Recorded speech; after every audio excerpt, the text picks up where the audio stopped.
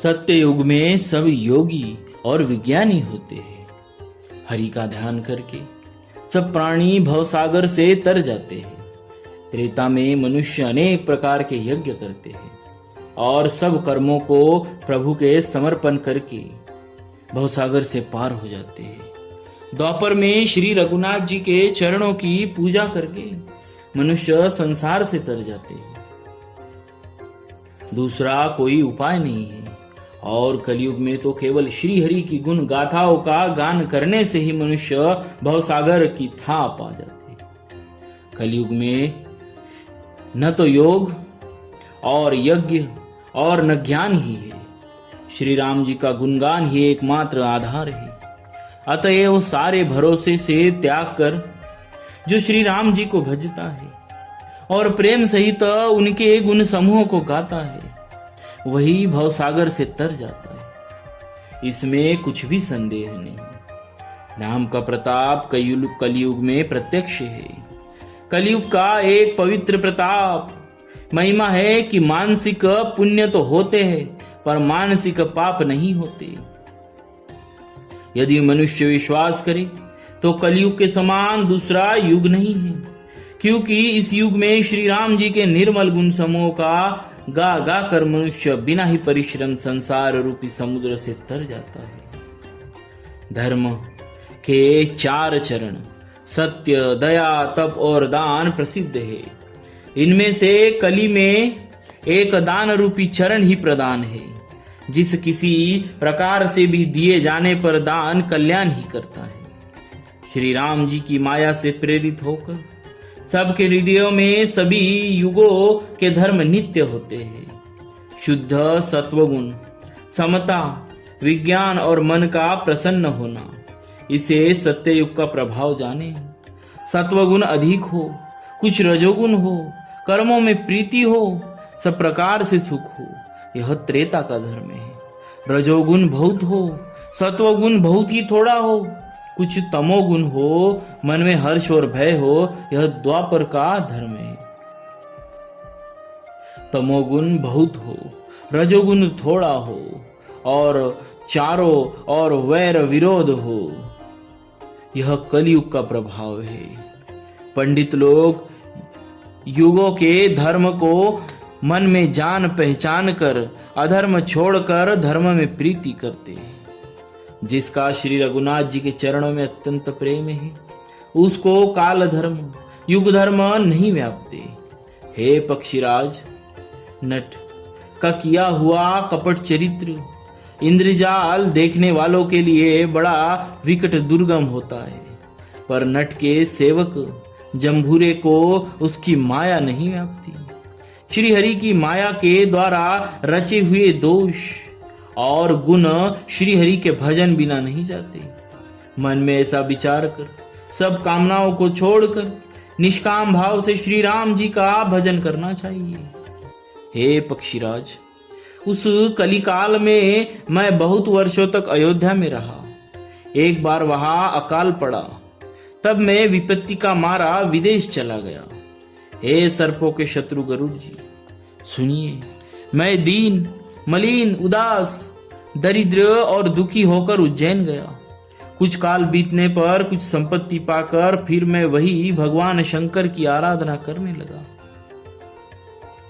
एक ब्राह्मण वेद विधि से सदा शिव जी की पूजा करते। उन्हें दूसरा कोई काम न था। वे परम साधु और परमार्थ के ज्ञाता थे। वे शंभु के उपासक थे, पर श्री हरि की निंदा करने वाले ना थे। मैं कपटपूर्वक उनकी सेवा करता। ब्राह्मण बड़े ही दयालु और नीति के घर थे। हे स्वामी, बाहर से नम्र देखकर ब्राह्मण मुझे पुत्र की भांति मानकर पढ़ाते थे। उन ब्राह्मण श्रेष्ठ ने मुझे शिव जी का मंत्र दिया और अनेकों प्रकार के शुभ उपदेश किए।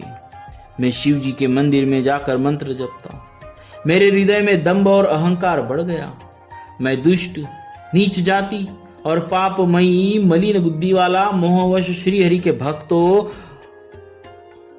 और द्विजों को देखते ही जल उठता और विष्णु भगवान से द्रोह करता था। गुरुजी मेरे आचरण देखकर दुखित थे। वे मुझे नित्य ही भली भांति समझाते, पर मैं कुछ भी नहीं समझता। उल्टे मुझे अत्यंत क्रोध उत्पन्न होता। दंभी को कभी नीति अच्छी नहीं लगती। एक बार गुरुजी ने मुझे बुला लिया और बहुत प्रकार से परमार्थ नीति की शिक्षा दी कि हे पुत्र, शिव जी की सेवा का फल यही है कि श्री राम जी के चरणों में प्रगाढ़ भक्ति हो। हे तात, शिव जी और ब्रह्मा जी भी श्री राम जी को भजते हैं, फिर नीच मनुष्य की तो बात ही कितनी।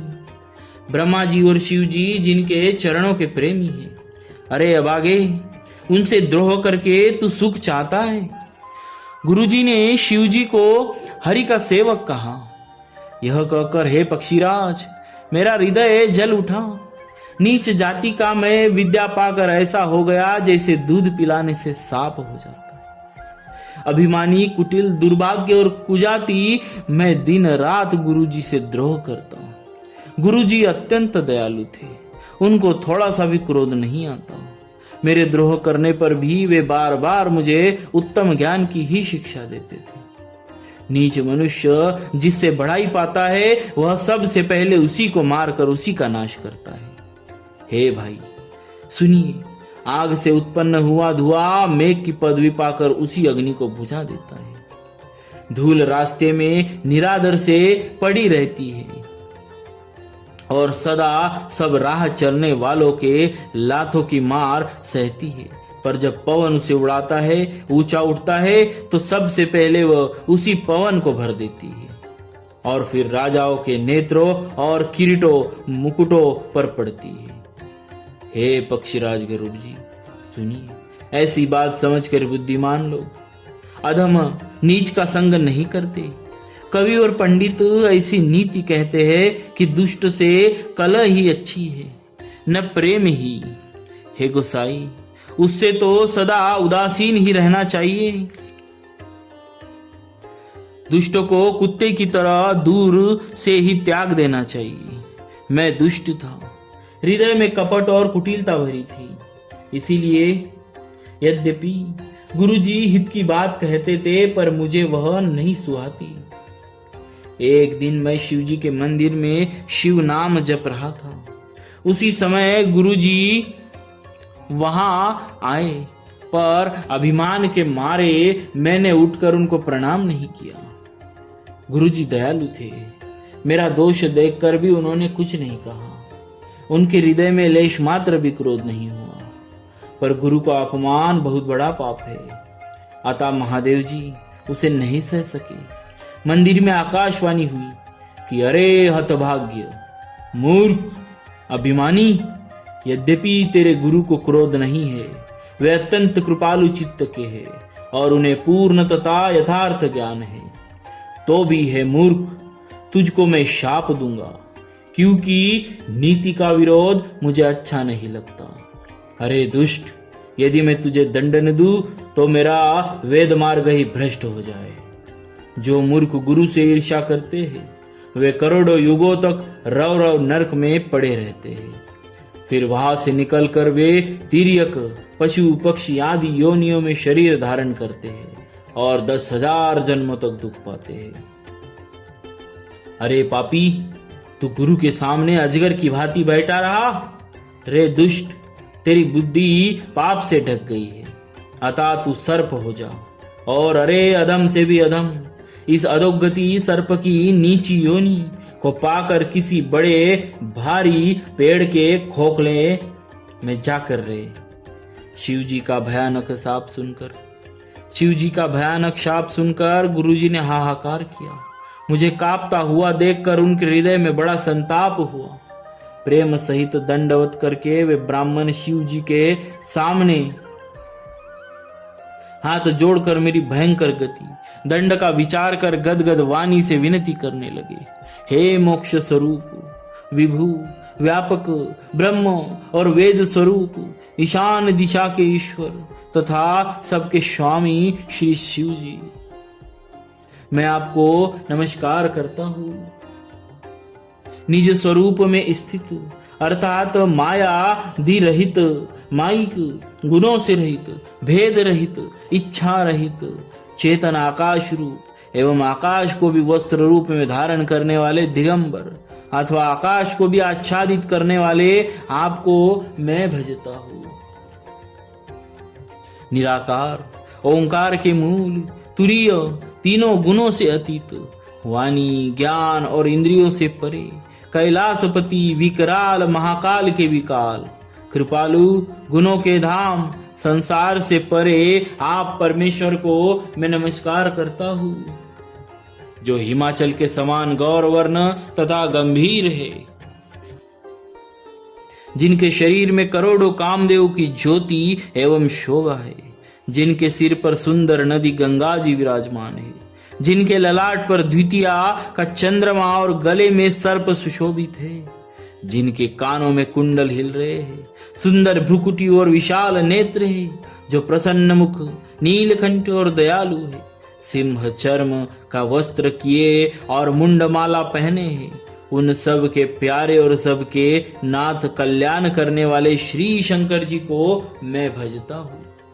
प्रचंड रुद्र रूप, श्रेष्ठ तेजस्वी परमेश्वर, अखंड अजन्मा, करोड़ों सूर्यों के समान प्रकाश वाले, तीनों प्रकाश के शूलों, दुखों को निर्मूल करने वाले, हाथ में त्रिशूल धारण किए, भाव प्रेम के द्वारा प्राप्त होने वाले भवानी के पति श्री शंकर जी को मैं भजता हूँ।